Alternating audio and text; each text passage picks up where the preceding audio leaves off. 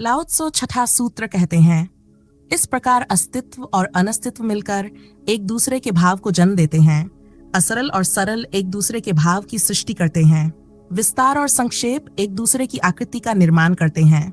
उच्चता और नीचता का भाव एक दूसरे के विरोध पर अवलंबित हैं। संगीत के स्वर और ध्वनियां परस्पर संबद्ध होकर ही समस्वर बनती हैं और पूर्वगमन एवं अनुगमन से ही क्रम के भाव की उत्पत्ति होती है। जो विरोधी है, जो विपरीत है, वही संगी भी है, वही साथी भी। जो शत्रु है, जो दुश्मन है, वही मित्र भी है, वही सगा भी। लाओजू का ये कथन हमें जीवन के अद्वितीय सत्य की ओर प्रेरित करता है, जिसमें अस्तित्व और अनस्तित्व, असरल और सरल जैसे विरोधाभास आपस में जुड़े होते हैं और एक दूसरे के भाव को जन्म देते हैं।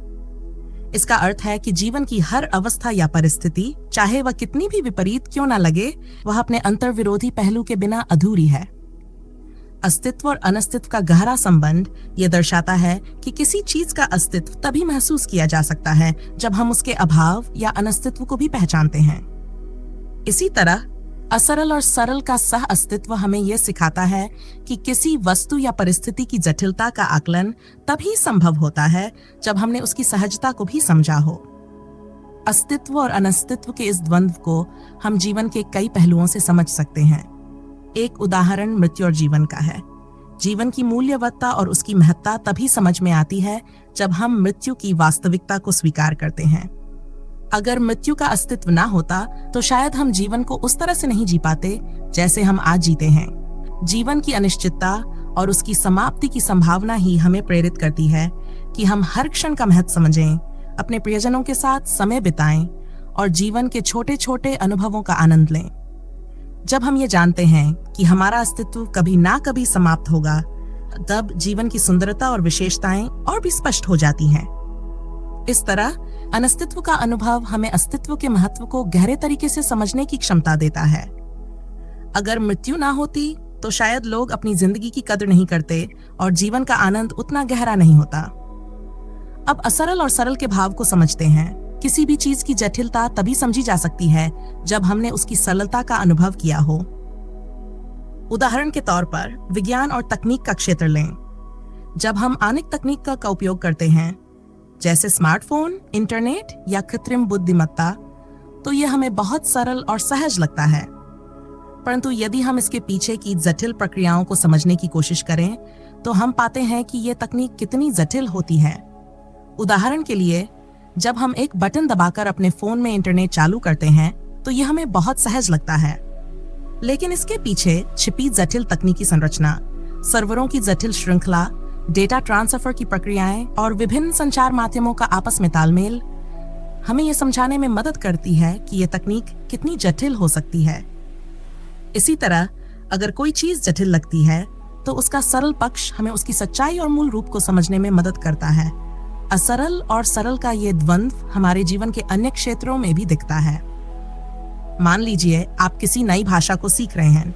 शुरुआत में वह बहुत जटिल और असरल लगेगा, नए शब्द, व्याकरण के नियम और उच्चारण की कठिनाइयां। लेकिन जैसे जैसे आप इसे सीखते जाते हैं, वह धीरे धीरे सरल और सहज लगने लगती है। इस प्रक्रिया से यह स्पष्ट होता है कि किसी भी चीज की जटिलता को समझने के लिए हमें पहले उसकी सरलता तक पहुंचना होता है, और जब हम उसकी जटिलता को समझ लेते हैं तो वही चीज हमें सहज और सरल भी लगने लगती है। लाओ त्सो सूत्र में आगे कहते हैं, विस्तार और संक्षेप एक दूसरे की आकृति का निर्माण करते हैं। उच्चता और नीचता का भाव एक दूसरे के विरोध पर अवलंबित हैं। विस्तार और संक्षेप के इस सिद्धांत को हम वास्तविक जीवन के उदाहरणों से और भी बेहतर ढंग से समझ सकते हैं। जैसे किसी देश की आर्थिक प्रगति को देखें। जब हम कहते हैं कि कोई देश आर्थिक रूप से विकसित हो रहा है, तो इसका मतलब है कि उसके नागरिकों की आर्थिक स्थिति सुधर रही है, आय बढ़ रही है और समृद्धि का माहौल बन रहा है। लेकिन यह प्रगति तभी समझ में आती है जब हमने उस देश की पिछली स्थिति देखी हो, जहां गरीबी और संसाधनों की कमी थी। भारत इसका एक स्पष्ट उदाहरण है। 1990 के दशक में भारत की अर्थव्यवस्था सीमित थी और अधिकांश जनता गरीबी में जी रही थी। लेकिन 21वीं सदी की शुरुआत में आर्थिक उदारीकरण और वैश्वीकरण के चलते भारत का तेजी से विकास हुआ। इस प्रगति का महत्व इसलिए बढ़ गया क्योंकि उससे पहले देश ने संसाधनों की कमी और आर्थिक कठिनाइयों का अनुभव किया था। अगर वह कठिन दौर न रहा होता तो आज की समृद्धि और उन्नति का मूल्य समझ पाना मुश्किल होता। उच्चता और नीचता का भाव भी इसी सिद्धांत पर आधारित है। कोई व्यक्ति या समाज उच्च तभी समझा जाएगा जब उसने नीचता का सामना किया हो। उदाहरण के लिए, द्वितीय विश्व युद्ध के समय नाजी जर्मनी के अत्याचार और हिंसा ने दुनिया को नैतिक पतन का गहरा अनुभव कराया। लाखों लोगों की मृत्यु और युद्ध की भयावहता ने मानवता को विनाश के कगार पर ला दिया। लेकिन इसके बाद जब युद्ध समाप्त हुआ और संयुक्त राष्ट्र जैसी संस्थाएं अस्तित्व में आईं, तब मानवाधिकारों और शांति का पुनर्निर्माण हुआ। इस उच्चता और न्याय का मूल्य तभी समझा जा सका क्योंकि पहले नीचता और अत्याचार का अनुभव किया गया था। अगर दुनिया ने उस युद्ध की क्रूरता ना देखी होती तो शायद मानवाधिकार और शांति की अहमियत इतनी गहराई से ना समझी जा सकती। महात्मा गांधी का जीवन भी जीवन के द्वंद्व को समझने का एक अद्वितीय उदाहरण प्रस्तुत करता है। गांधी जी ने अपने जीवन में अहिंसा का सिद्धांत अपनाया, लेकिन इसकी महत्ता दुनिया ने तब समझी जब उसने हिंसा और अत्याचार का सामना किया। 20वीं सदी के शुरुआती वर्षों में जब ब्रिटिश शासन की दमनकारी नीतियां और हिंसा चरम पर थीं, तब गांधी जी की अहिंसा का संदेश दुनिया के लिए एक नई दिशा लेकर आया। हिंसा और अन्याय के अनुभव के बिना अहिंसा की ताकत और उसकी उच्चता को समझ पाना मुश्किल था। गांधी जी की अहिंसा का महत्व तभी स्पष्ट हुआ जब लोगों ने हिंसा और अन्याय का सामना किया, और उससे पीड़ित हुए लाओ त्सो के सूत्र की अगली पंक्तियां हैं।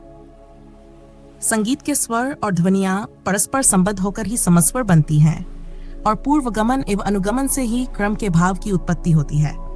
संगीत के इस सिद्धांत को हम सरलता से समझ सकते हैं। अगर एक गायक या वादक केवल एक ही स्वर को बार बार बजाता है तो वह संगीत नहीं बना सकता। एक ही स्वर सुनना नीरस और एकाकी हो सकता है, लेकिन जब ऊंचे और नीचले, धीमे और तेज स्वर मिलकर एक धुन बनाते हैं, तब वह ध्वनि एक सुंदर संगीत में बदल जाती है। इस तरह हर स्वर अपनी अलग पहचान रखते हुए भी एक दूसरे से जुड़कर समस्वरता, हार्मनी की रचना करता है। यही जीवन का सिद्धांत भी है। कोई भी व्यक्ति या घटना अकेले में पूर्ण नहीं होती, लेकिन जब वे आपस में मिलते हैं तो एक सामूहिक और समग्र रूप का निर्माण होता है। जीवन के सुख दुख, हर्ष विषाद, ये सभी भावनाएं एक दूसरे से जुड़ी होती हैं और मिलकर हमारे जीवन का संगीत रचती हैं। अब हम पूर्वगमन और अनुगमन के भाव को समझ सकते हैं, जो जीवन में क्रम और तालमेल की उत्पत्ति करते हैं। हर क्रिया का एक पूर्वगमन जो पहले आता है और एक अनुगमन जो बाद में आता है होता है। जैसे एक कहानी में घटनाओं का क्रम होता है, पहले एक घटना घटती है, फिर उससे जुड़ी दूसरी घटना होती है। संगीत में भी सुर और ताल का एक निश्चित क्रम होता है। कोई भी धुन या संगीत तभी सुनने में मधुर और अर्थपूर्ण लगता है जब उसके सुर और ताल का क्रम सही होता है। अगर संगीतकार सुरों का क्रम बिगाड़ दे तो धुन बेसुरी हो जाती है। इसी प्रकार जीवन में भी हर प्रक्रिया या घटना का एक सही क्रम होना आवश्यक है, ताकि उसका अर्थ और महत्व स्पष्ट हो सके। इसका वास्तविक जीवन में गहरा महत्व है। मान लीजिए आप किसी व्यक्ति की सफलता को देख रहे हैं। आप देखेंगे कि उसकी सफलता एक क्रम का परिणाम है। पहले मेहनत, फिर संघर्ष और अंततः सफलता। अगर इस क्रम को उलट दिया जाए, जैसे बिना मेहनत के सफलता मिल जाए, तो वह सफलता शायद उतनी सार्थक या स्थायी न हो। जीवन की हर अवस्था का एक सही क्रम होता है। पहले शिक्षा, फिर अनुभव और फिर उस अनुभव का परिणाम। इसी क्रम में जीवन की दिशा और अर्थ निहित होते हैं। संगीत और जीवन दोनों में सुर और ताल, पूर्वगमन और अनुगमन मिलकर एक क्रम का निर्माण करते हैं। यही क्रम हमें सामंजस्यपूर्ण जीवन जीने की शिक्षा देता है। जैसे संगीत में हर स्वर का अपना स्थान और समय होता है, वैसे ही जीवन में हर कार्य और घटना का अपना क्रम होता है। अगर हम इस क्रम को पहचानकर उसके अनुसार चलते हैं तो हमारा जीवन भी संगीत की तरह लयबद्ध और मधुर हो सकता है। लाओ त्सो अंतिम पंक्तियां कहते हैं, जो विरोधी है, जो विपरीत है, वही संगी भी है, वही साथी भी। जो शत्रु है, जो दुश्मन है, वही मित्र भी है, वही सगा भी। लाओ त्सो के इस कथन में जीवन के गहरे और रहस्यमय सत्य का संकेत मिलता है, विरोध और सामंजस्य का द्वंद्व। जो चीज हमें सतही तौर पर विरोधी या विपरीत लगती है, वही हमारे सबसे बड़े सहयोगी और मित्र बन सकती है। जीवन की संरचना ऐसी है कि जो तत्व हमें प्रतिकूल या विरोधाभासी लगते हैं, वे ही हमारे विकास और प्रगति के सबसे महत्वपूर्ण स्रोत होते हैं। ये सिद्धांत हमें यह समझाता है कि विरोध और सामंजस्य, शत्रु और मित्र, ये सभी जीवन के अभिन्न अंग हैं और इनका आपस में गहरा संबंध है।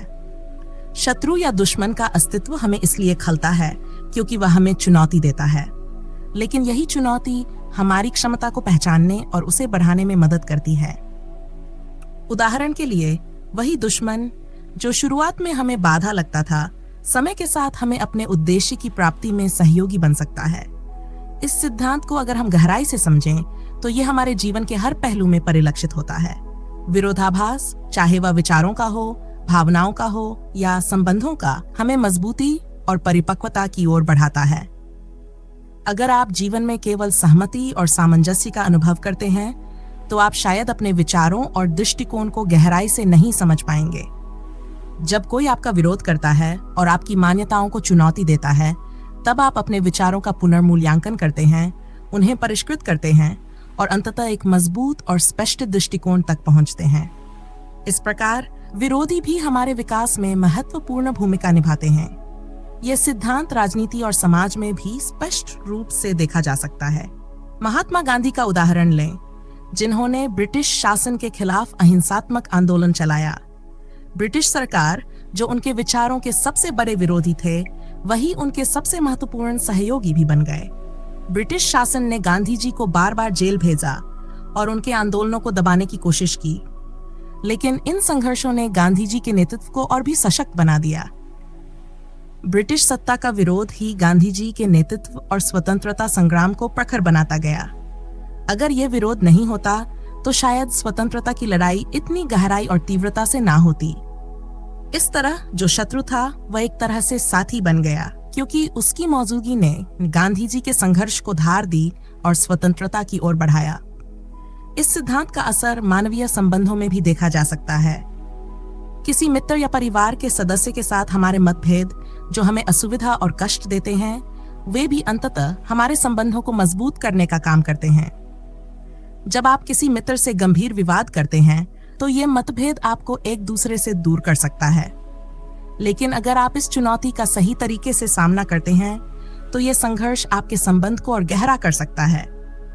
इस प्रक्रिया में आप एक दूसरे को बेहतर समझते हैं और आपकी मित्रता की जड़ें और भी मजबूत हो जाती हैं।